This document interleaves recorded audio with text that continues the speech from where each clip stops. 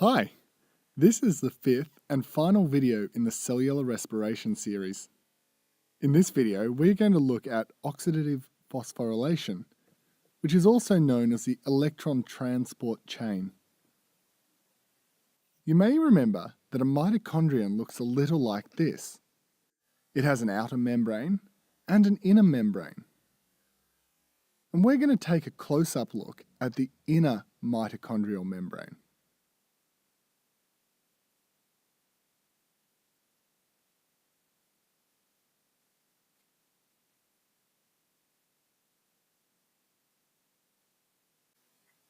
So here is the membrane, and within it are a bunch of protein complexes.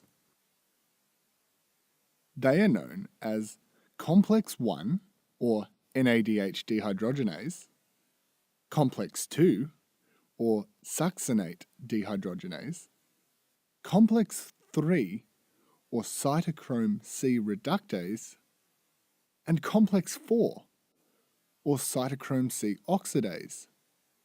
These are the major protein complexes of the electron transport chain.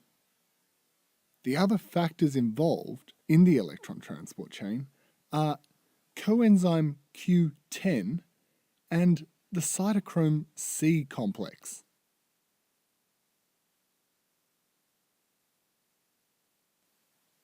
The other large protein complex involved here is called ATP synthetase, and as the name suggests, it is the complex that makes ATP.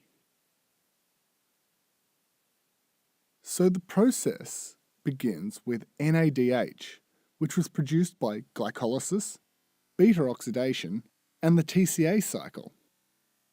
This NADH is oxidized to NAD+ and donates 2 electrons to the electron transport chain.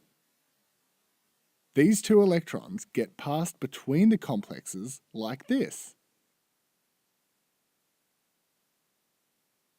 and are finally accepted by oxygen, and with a couple of protons this produces water. This oxygen is supplied by breathing air from our atmosphere, and to provide this is the reason that all animals need to breathe. Now, as the electrons are passed between the complexes, they pump protons out of the mitochondrial matrix into the intermembrane space, like this. Complex 1 pumps out 4 protons, complex 3 pumps out 4 protons, and complex 4 pumps out 2 protons. Therefore, in total, one NADH pumps 10 protons across the membrane. A similar process happens when FADH2 is used as the electron donor. 2 electrons get donated to complex 2, which in turn passes them to coenzyme Q10 and onward down the electron transport chain. Because complex 1 is not involved when FADH2 is the electron donor, only 6 protons get pumped across the membrane. Finally, these protons then flow back down their electrochemical gradient through the ATP synthetase. For every 4 protons that flow through the ATP synthetase, a single ATP is produced. I should just say that different textbooks will quote different numbers here. I've quoted the number from Leninger's Principles of Biochemistry, 5th edition. So if you do the math, it turns out that one NADH will produce 2.5 ATP, and one FADH2 will produce 1.5 ATP.